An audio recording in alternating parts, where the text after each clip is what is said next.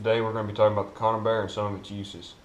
The most common Conibears you're going to find in every small town feed store is going to be your 330, 220, and 110.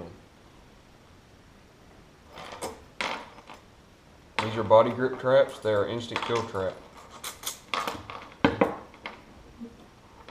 The 110 is a great trap. These will kill small coons and possums.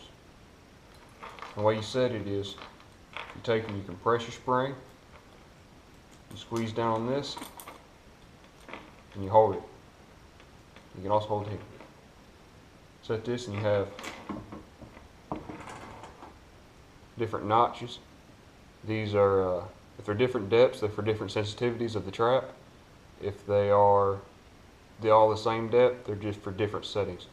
Like if I want to try to catch something more longer and try to get it around the ribs, like say I was going after a coon with this, I'd want to set it on the biggest setting with the whiskers facing away from wherever I'm trying to get him to go, so I get more of his head in there. If I'm going for squirrels, I'm going to want to set it on the tighter setting so I'll get him more likely to set the head, and then so forth and so on.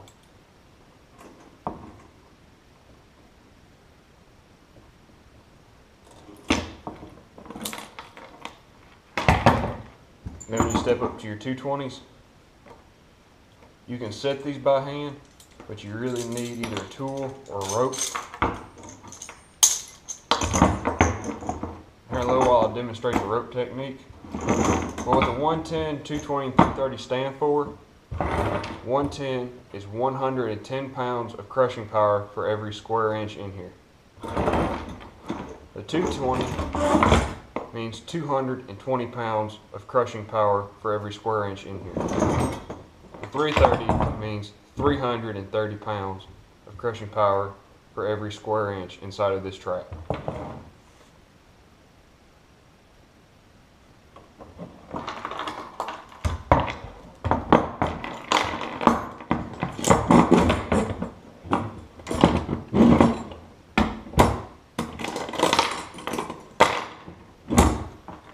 You'll have a chain.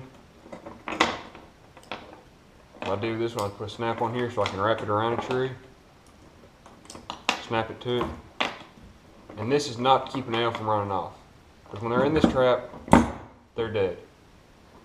This is to keep something else from coming by, like a coyote, and stealing one of your animals, and then you lose your trap.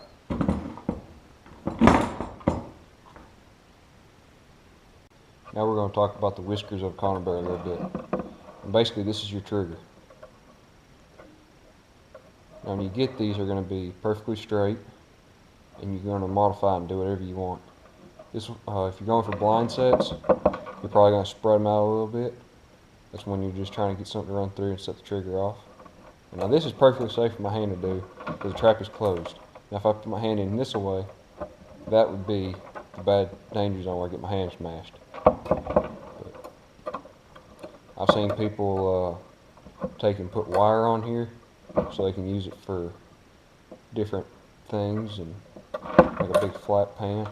I've seen people take and curl one of their hooks around so they can put minnows and stuff on there when they're trying to take and use it for catching catfish and bass and stuff. Because Conibear is a very versatile trap. You can catch anything from a Tweety bird to a good sized possum to a catfish. And now, something I've done with this one is I've spread the whiskers out just a little bit so that I can take 12 gauge shell, cut all the primer off, all the brass, and that gives me with a plastic hollow tube. And I can pack this with peanut butter or smelly good stuff. I can press the whiskers just a little bit, slide them right up through here. And then even if something sits there and picks at the bait, they're going to have to get all of it out in here, and if they do that, it's still going to smell like peanut butter. So, and peanut butter is a great bait. You can use it for catching fish. Fish love peanut butter. Coons and possums love peanut butter. Squirrels love peanut butter. I don't know too many critters that don't like peanut butter. Even I like peanut butter. So, that's just a little fun trick for shotgun shell. The way you're going to modify it is you just take a knife, take where your brass is, get right on the end.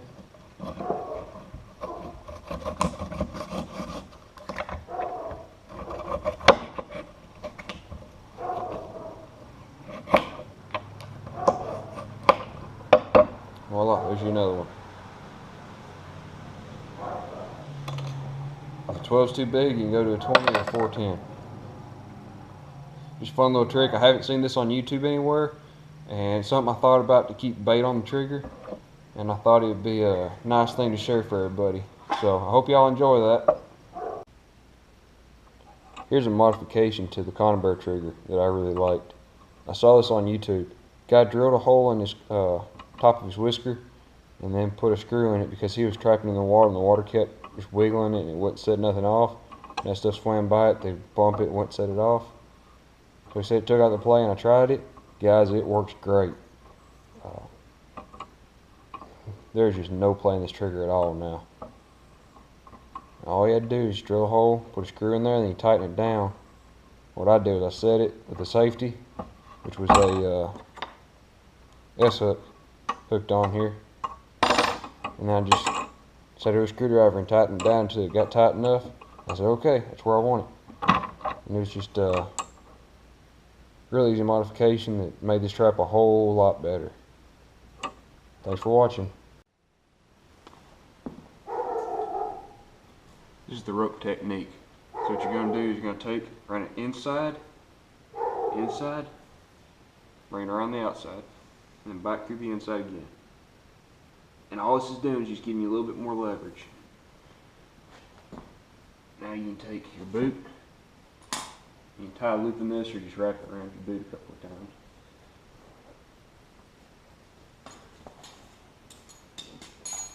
You're going to make sure it doesn't get in the little notches here. Then you're going to compress it and set your safety.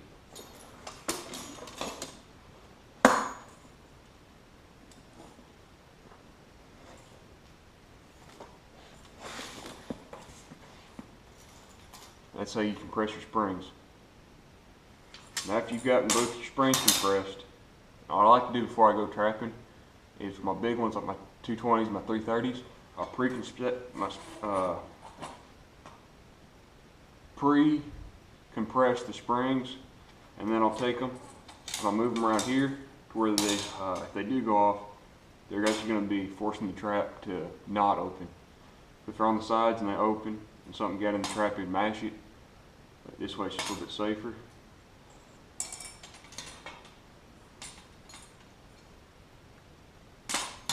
Yeah, there's no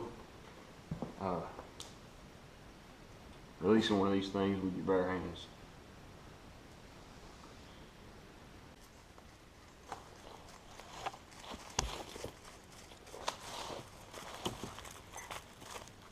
So we're going to set this one up. It's going to be for squirrels, but you may also catch possums and small coons and stuff like that in here. I could take a little can that had air rifle pellets in it. I keep roofing tacks in here. So get a couple of roofing tacks out.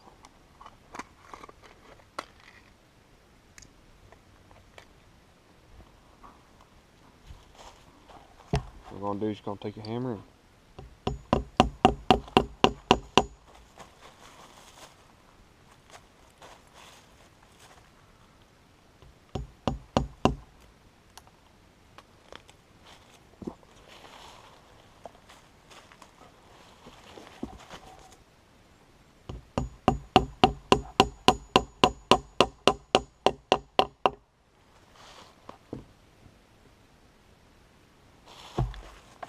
what you're going to do is you're going to drive 2 nails in here to where you got just a little gap between them. Take your trap.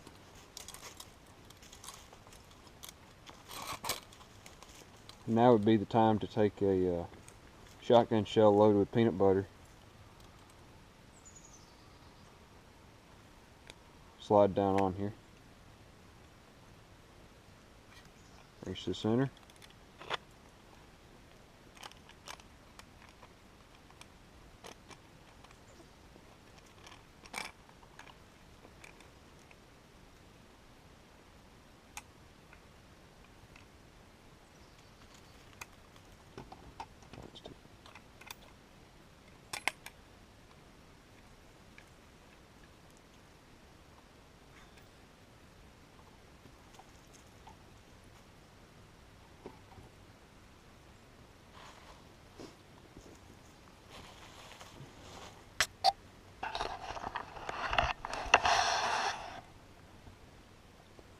can see the way the nails are holding it on here.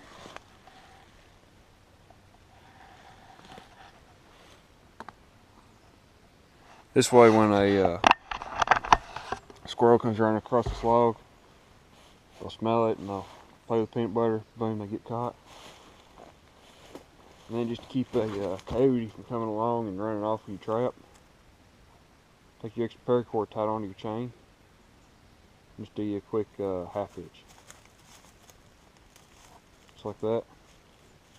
Or you can easily untie it when you get back. There's also a possibility you'll catch a coon or something coming up here after the bait, but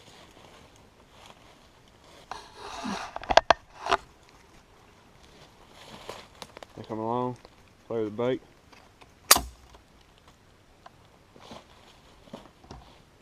And then once they do that, the trap just kind of falls down and they're hanging there.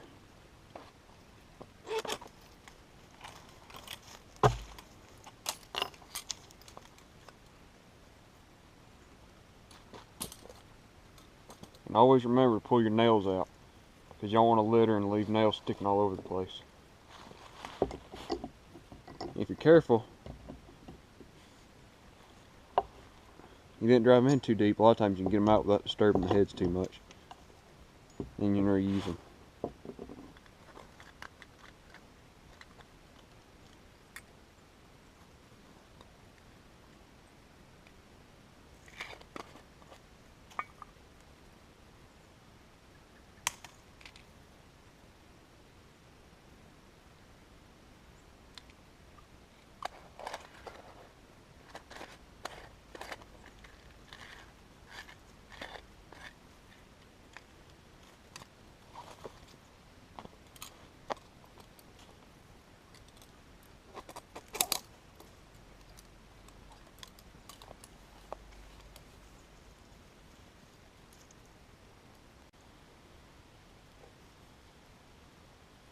Here we're going to do a little trapping for something like a coon.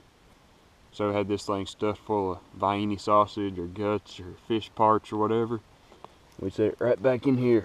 What this is, there used to be a tree here and it rotted out. And it left this cavity and all these roots up in here. We'll take our trap.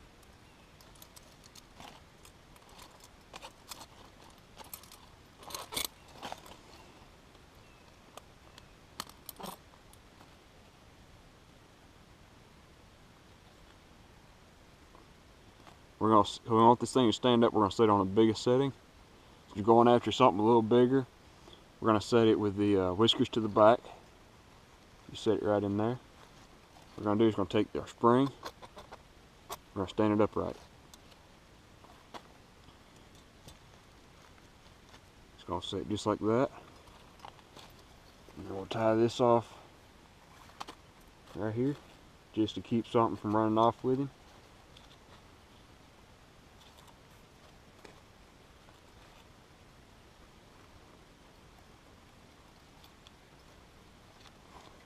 And then we'll get us some fencing going on. We got a little opening right here. We don't want nothing to go in. So let's drive some sticks in there, just like that. And we'll run one across here. And if you're worried about something knocking your trap over, something you can do is take one and put it down inside of here. Grab it down. That way they can, this is not going to affect your trap closing at all, because your trap closes this way. So it's not going to affect anything at all. And that's basically your setup. And if you wanted to, you could take and disturb some of the leaves in front, because disturbed ground is going to be an attractant. Just take and tie it up around back here.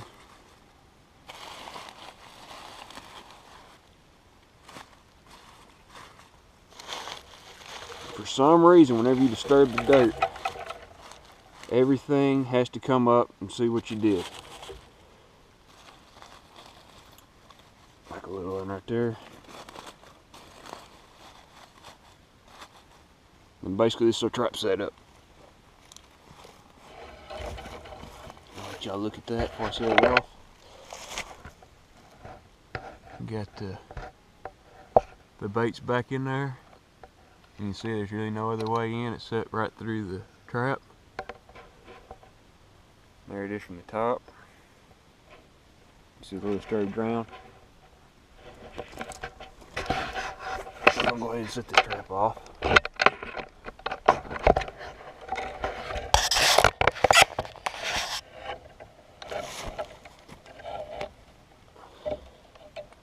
So the sun comes in smelling around the trap. Goes pokes the whiskers. You got him.